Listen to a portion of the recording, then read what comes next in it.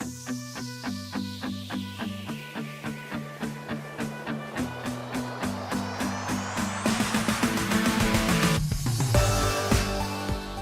Shane McMurray from the Wedding Report here.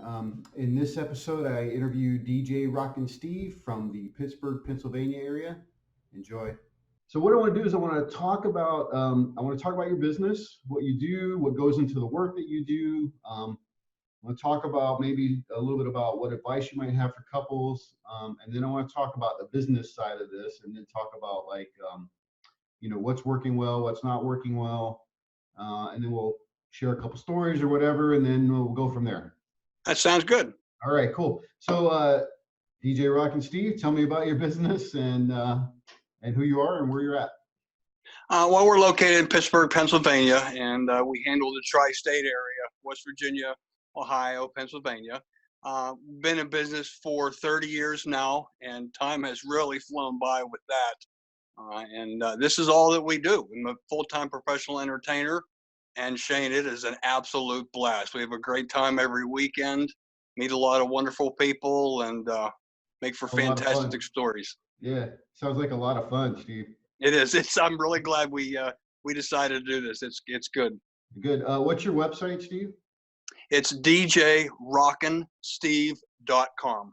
All right, perfect. And you're on Instagram and other things as well, I take it? A little bit. I'm not so much on Instagram, but we're on Facebook and things like that. We are blessed to be very busy, so there isn't a lot of time for too much social interaction. But that's good. That's a good thing to be busy. Absolutely. All right, so let's. I often hear from businesses that say, couples are only concerned about price. They don't want to talk about value, and so they never get to the conversation about what the value is, right, and what you do. Right. They just see the price and immediately, oh, you're too expensive or whatever, right? So one of the things I want to do is talk about the work that you put into setting up an event and doing an event, because I think people need to understand all of the work that goes into it. It's not just you showing up and doing the thing. Right. There's stuff that you have to prepare for, and there's all kinds of work that goes into that, which is part of the deal. Not to mention your 30 years of experience in doing this. That's also part of the deal, right? It's not just, oh yeah, hey, I'm just going to come play some music for you. You have a whole thing here. So let's talk about that. Sure. First thing, usually when a couple reaches out to us by any means, I put them at ease, let them know that there is absolutely no obligation whatsoever, which makes them comfortable. Hopefully they would choose to go with us, but if not, that's perfectly fine. But behind the scenes, we're constantly keeping up with the new music that's coming out and always looking for songs that could be used for formalities such as father-daughter dance or mother-daughter dance, things of that nature, and looking at older music that are starting to come back into people's minds pretty much because of movies or commercials. You hear songs, so it's nice to bring, resurrect some of those older songs, some great classic rock or pop songs that can be used that people have fun to and enjoy. And I tell couples, we are different from everybody else. I don't do the cliche, here's my playlist of wedding, I'll make a couple announcements and we're done. We're going to cater around what you want. And this is your wedding. It's not our wedding. So I like to know what you want, what you don't want, and pretty much educate the couple as to, what goes on. You're getting married. That's fantastic. But there's a lot behind the scenes that goes on. You're going to be a little bit overwhelmed with suddenly having 100 or 200 people want to take a picture with you, want to talk to you. And suddenly it's not a backyard picnic party. It's a full-blown event going on there, and you're the master of ceremonies there, seeing, greeting everybody. So it can be overwhelming, but we like to explain and educate them. And I believe a lot of our couples are very thankful for that now they know what they're getting involved to, and it's not a shock on the day of the event. Right. That's awesome. So tell me a little bit about so that's the initial part of it, but as you prepare to go to a show, right? An event, what do you have to put into that? I mean, what's the work you got to do? Well, we start the day of the event first thing in the morning. We don't do anything else that day. So we are focused on that event. We're going to double check everything. It would be my wife and I, make sure we have the correct job jacket for the day, obviously, Yeah. and review everything. Do we have all the information? Are we missing anything? We're packing up all of our equipment, and that includes backup equipment as well as backup for our backup because things do break. Yep. Arrive at the event several hours in advance, and if we've never been there before, we do make an appointment and visit ahead of time so we don't have any surprises. But get Sure. set up, do our sound check, make sure we're good with everything, double check with the coordinator all the details. What time is dinner? I have 6:30. Is that what you have? How late can they party here tonight? Or are we going to introduce them from this way, that way? And we also like to tell couples and not to scare them, but we look for things that are wrong, not just with us, but at the event. Do I have 16 names in a bridal party, but there's only 15 seats at the head table? Or is one of them a child maybe? Did somebody miss something? Or are we missing something? The dance floor is really small. Is it going to be extended after dinner? Maybe we want all the information we can so that we don't have a surprise when we have a room filled with guests and a bridal party. Right. And now I look like an idiot because there's something that, wasn't foreseen in advance because I figure I'd just set up and sit around and wait and get a paycheck at the end of the day, Sure. But you've experienced those things over the years. So you actually, you know what to ask for, right? Right. You know, so how long you typically stay at an event? We usually like to arrive 2 hours beforehand. Our average events, which used to be 5 hours, are now going to 6.5 hours. Wow. Many of our couples are getting married on site. So they have to allow for extra time there, and it's not necessarily in the same room. So we're setting up multiple areas for sound. We're having to move from ceremony to cocktail to dinner perhaps, and then sometimes after dinner to another area for dancing. So there's a lot of logistics going on that we need to be made aware of. And usually about 30 minutes after we finish, we're pretty much packed up and get out of there. So it can be an 8, 9, 10-hour day for us. It's a long day. Wow, that is a long day. Wow, that's a lot of stuff. Yeah, it's a lot. Now, people don't realize that. You just show up and play off your phone, don't you? No, there's a lot to this. Yeah. Do you guys do lighting stuff too, or is it just like is it just the music that part? Well, no, we do entertain with the music and also a little bit interaction with the guests if the couple so wants that. We do have dance floor lighting, which is not turned on until after dinner and we're through with formalities, can actually start dancing. And then we also provide uplighting if the couple would like that, and the venue allows us to bring that in. So we can, add some color backwash along the walls, a little bit, a lot. It's up to the couple what they want. Sure. And is it you and a team of people, or is it just you and your spouse? Or if we're just doing the music portion of that, it's just my wife and I. If they chose to use our photo booth services, and we'll have 2 other attendants we'll use. We have a chroma key backdrop that we use, so we can create virtually any background behind the guests and custom create that in a strip. And of course, it can't be anything licensed, such as sport names or sure. anything from Disney. They frown on that. But yeah, there's a lot of great stuff in the background. But usually, it's 2 to 4 people. That's nice. Yeah, that's not bad. But that's still, that's staff and that's people. You got to have there for 10 hours a day, right? Right. Plus logistics. So if you had any like specific advice for couples around this type of this part of the event, what advice would you give them? I would definitely suggest that they contact several entertainment companies. Don't just pick the first one you come across, but interview them and go see them, talk to them. Do you feel comfortable with them? Are they answering your questions quickly, or are they hemming and hawing around? And well, I've always wanted to do an event like that. Let me see what we can do. And you gotta, it sounds redundant. We hear this over and over, but you need to ask the hard questions. Do you bring backup equipment, or are you showing up in jeans, or are you wearing a tuxedo?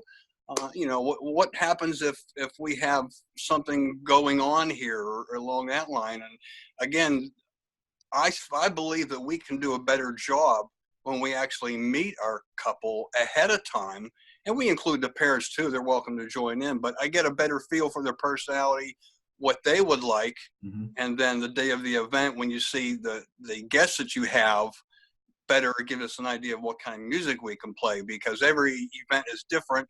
So the music is going to be different for this event versus last night or next week. Sure. Yeah. Do you feel like though couples are wanting to meet in person more, or do you feel like they're like, let's meet virtually? We have, I believe, all but one have met within 1 or 2. Most of them want to meet in person, and I offer we'll meet wherever is convenient for you. You don't need to come where I live, and we're in a pretty popular area, but we travel a couple hours, and we've even gone to Wisconsin for a reception, in Chicago, Michigan, various areas. But if we're going to do what we can, if you're nearby, obviously, Sure. Yeah, meet you. And if we have to do it by video or over the phone because you're on the other side of the country, that's we'll do that. But I tell them, give me a call or text me, email if you have any questions or concerns. Let's answer everything and put you at ease. That's cool. Yeah. So let's talk a little bit about like all that work that you put in there. What is your starting price for a package if I wanted to hire you? For the average reception, we charge $1,000 for 4 hours and $100 for each additional hour. Obviously, they don't pay for setup or tear down time. It's actual play time. Yeah. I don't charge them to set up multiple systems. The systems we use are pretty easy to move, so it's not a problem. Now, of course, if we have a ceremony at one location and 20 minutes away is the reception, there's a few extra dollars There's some there. logistics there, yeah. It's sure. usually it's in one venue with that, and photo booth is extra, uplighting is extra, but we can give you a great reception for that. And I think the average price we're looking at is $1,200 to $1,400. Yeah, total, right? Right. Yeah. Yeah, I mean, starting is X, right? Obviously, but total out the door, right? Because things happen and you want more or whatever. So all that goes into it. So great. Let's talk about business a little bit. What do you think for you in business? What do you think is working well right now? I still believe sitting down and meeting with a couple. We get a call or an email, and yes, we are available for your day. I'd like to meet, and bring the parents if you like, and let's discuss what you want. It's not my wedding; it's your wedding. What is your vision? What are you looking for? Do you have any concerns? Is anything bothering you? And sometimes it's no, and sometimes we met with another DJ. We were concerned about this. Do you have liability insurance? And what happens if we have to change the date or we locked into something? There's a lot of money and time and effort that goes into this. So what works best is actually being honest and sitting down with people. Do you feel like the younger generation wants to meet virtually, or do you really? Like you said, you've only had one person not want to meet in person, but do you feel like the initial let's have a conversation virtually is where things are going? It could be. We're more of that old school, starting in from several years ago. I see more with the photo booth industry, and I think it's kicking back to the DJ, where you go on my website, fill out the information, it kicks out a contract, sign it, send it in with your deposit or retainer, and I'll see you the day of the wedding. And this is too big of an event for that. You really need to sit down and discuss everything. But in our area, there are over 800 people who say they're DJs in the county. So it's a huge competition. You have people who are digital. You have people who are still using records, CDs. There's a lot there. People who can just do a basic job for you. People who can do ethnic weddings and much more, bigger events. It's, what are you specialized in? Well, there's all types, right? So you're dealing with the amateur Craigslist guy or the guy that does it on the side, the Facebook marketplace, and then for you, right? Like you're the professional. This is what you do full time. yeah, you're dealing with all of it, right? And Right, couples have so many choices today. It's amazing, right? There's just right. so many options out there. And, and, I, and What, I'm honest with them. If they want to do something that we don't do or I don't feel comfortable doing, I tell them, I say, this, we are not the person for you. Let's see if we can find someone who can do what you want, because I'd rather, lose a potential event and hopefully fill it somewhere else and put you in the hands with someone who can do what you want. So you have a great time rather than us trying to stumble our way through it and figure it out. yeah, are you exclusively doing just weddings, or are you doing other events too? The bulk of our business is weddings. We do about 35 to 40 weddings a year. I do Hmm. a handful of school events, anniversaries, some picnics, things like that. But weddings are our bulk of our work. Okay. Are you seeing any demand for other types of events, or is it mostly just weddings? It's still weddings. I know each year there's fewer and fewer people getting married. I see more couples moving to perhaps a barn or fire hall wedding again. We're getting married there. We're having a party. They're starting to cut out some of the formalities. It's, Hmm. we want to come in, do our dance, have dinner, dance with my dad or whatever, and then we just want to party. We don't want Yeah. to do some of those ethnic dances anymore, and things like that. But some Yeah. do, and if like the money dance, I tell couples there's fewer couples that are doing that. But if that's your tradition, then definitely let's do that. We're going to make it work. But there's still a lot of people that they don't know what that is, and if I have to explain to you what Yeah. that is, it's going to be hard to get people to come up and dance and give you money.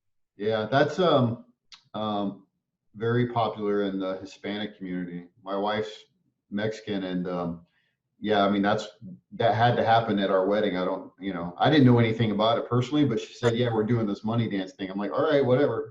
Yeah, okay. So, what would you say is not working well in business right now? I would say advertising, actually. I learned the hard way. I did for several years. We did the bride shows, advertised on Facebook, on Google, on different things like that. Uh, the best is word of mouth, pretty much, and repeat business where, we did your daughter's wedding. Now we get to do your son's wedding. But I see so many people, especially in our area, advertising. So competition is tough. And I saw a couple years ago through Google where I was getting hits on my ad, but I was not getting any calls. But I did see an increase in telemarketer calls. And I figured out that telemarketers are now using searching on Google. And now we have a whole plethora of DJs or photographers or anybody. They can just click and start dialing for free, but it's costing us $6, $7 Right. a click. Click. Yeah. Yeah. Yeah. Um, do you collect information from your couples about who they are, and then do you continue to follow up with them over after, and further on in their life? Typically, once we're through meeting with them and we do a contract, there isn't any communication unless they want to until about 2 months before the event. And then I get in touch and say, hey, in a couple of weeks, I'd like to sit down and meet with you. Let's go over all of your details. How many people do you have? What time Yeah. is dinner? How do you pronounce everyone's name? Let's work this out. And then I'll type up an itinerary and send to them so they can make adjustments or it's fine with us. And that way, the day of the event, we have a basic timeline idea of what everyone's looking for, and that can still be changed. But I don't have to keep Yeah. going over and asking them, "What do you want me to do now?" Right. We look at it as we're in charge now. We're going to coordinate and run this event along with your event coordinator, and you have a good time. I don't want you having to worry about anything. I'll come and let you know when it's time to do some dances and things. And if you're fine with that, great. If not, that's we'll go another direction. Sure. Sure. How early in the cycle are people booking with you guys? We average still about a year, Okay. sometimes a year and a half, sometimes 8, 9 months. Years ago, we were looking at 1.5 to 2 years in advance. Hmm. But now, many couples will tell us we're actually the last part, sadly, of putting together all their professionals. Yeah. As long as they reach out and get a hold of us, that's great. But Yeah. Yeah, sometimes in under a year. Now it's springtime. We're starting to think about, our September wedding, October wedding. So we need to find a DJ or someone. Sure, sure. So what do you what would be actually, what is your worst wedding story or business story? So it could be either wedding or business, but what's the worst story you got for me? My truck was crushed by a tree branch. Wow. We had driven about 2 hours in somewhat the middle of nowhere. This was back in, I think, 2000 or 2001. And about an hour after dinner, a gentleman came up and said a tree branch scratched a couple of vehicles in the parking lot. We can't find the owner of this vehicle. Could you announce the license plate? And I looked at it and I go, that's mine. Hold, please. Set my wife up. She came back and almost in tears. She said the truck is gone. It's buckled. The axle was bent. Glass was blown out. Wow. It's just shot. It was a dead drop on a beautiful day from this big oak branch, just right dead center on our Explorer. No storm or anything? No, it was beautiful weather. Some people were outside drinking and smoking, and they heard a couple cracks, and they thought, oh, maybe there's a raccoon in the tree. And just right before their eyes, this big branch just bam, right dead center of my truck. And the police came in, and he said, I need to see you outside. And I said, no, nobody got hurt. I can't do anything about it. I have no cell phone signal here. Mm-hmm. Our whole family went to the ocean for vacation that day. So I literally have no one to call if I could to have them come down and pick us up tonight. And I'm getting a new truck. So yay.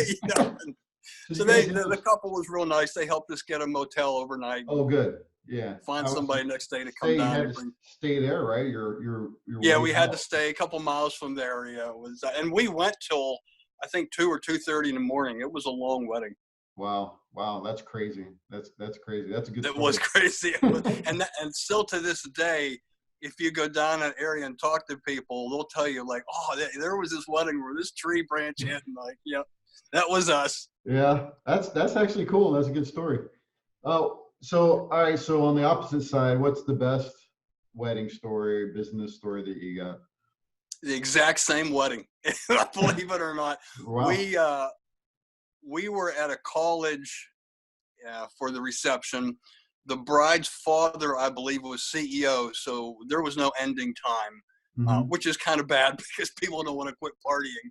And I was only allowed to play one slow song the whole night. That was the first dance, so everything was upbeat. There were over 600 guests there. Wow. 26 to 28 people in a bridal party. It was just huge. And literally within an hour after starting to dance, it just exploded. People were dancing on tables, on chairs. One table broke because the bride's brother was dancing on it, but he was head of security there, so it was okay. And it was just one of those made for TV, full blown, we're here to party. And that's awesome. I think about like 1:30, the caterers came over and said, you need to end. I said, we should have ended like a while ago, but you need to talk to that girl in white because this is her call. And it was just a phenomenal wedding. Got a lot of work from that. But most of our weddings are not that high level energetic. They're a real good time. And, after several hours, thank you very much. Good night, everybody. And yay, we had fun. Yeah. But this was just wow. It was incredible. Just sounds like it was just meant to happen that way. I mean, it was meant to be, and their guests were there to party and celebrate their wedding of their friends. Yeah, that's pretty awesome. Is there any specific advice you would give businesses you might think of? Like people considering going into? Yeah, so one day you and I are going to retire from this stuff, right? And so the ones coming behind us, what advice would you give them? You need to learn your music. You need to know older music, newer music, some of the ethnic music. You need that because that's your job. And sometimes at a split moment, you're looking at a couple hundred people dancing. You have all these songs and ideas going through your head because we don't have a playlist that we follow. We're playing to the crowd.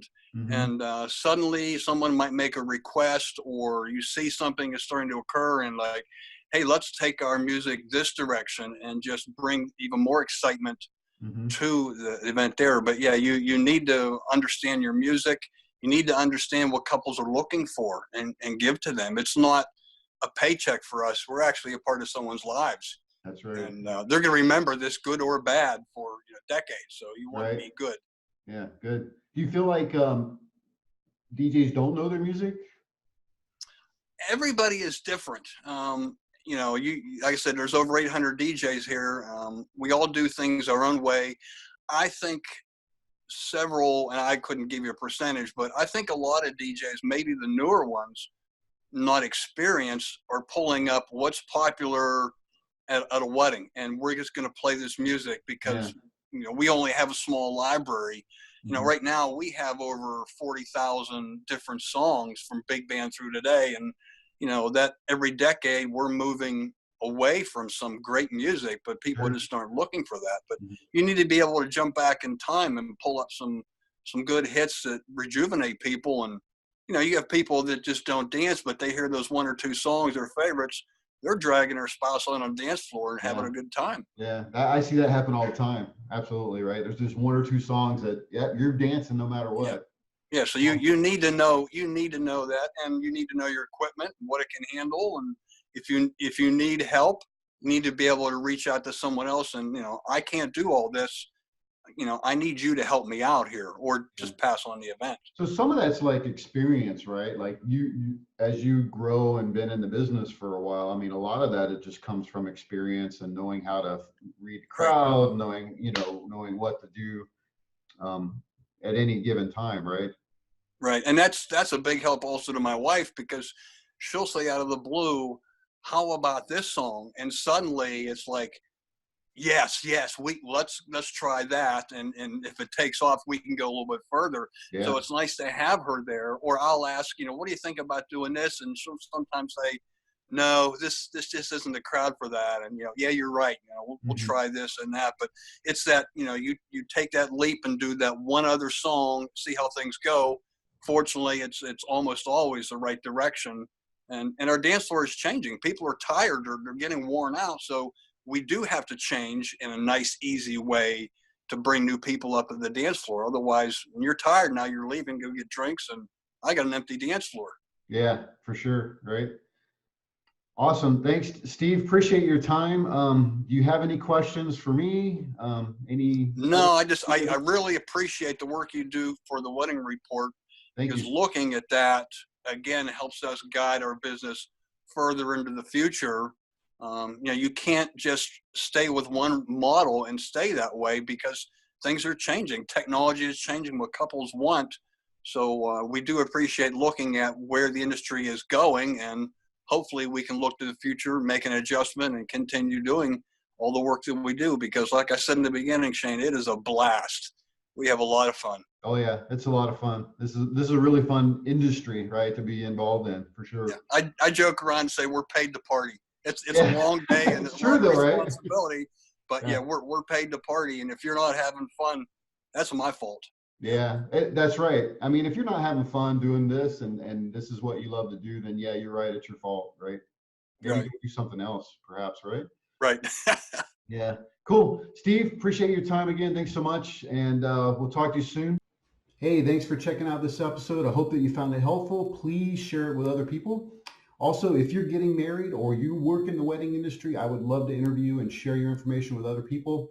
Send me a text, 520-399-8580, or shoot me an email at letschat@wedding.report.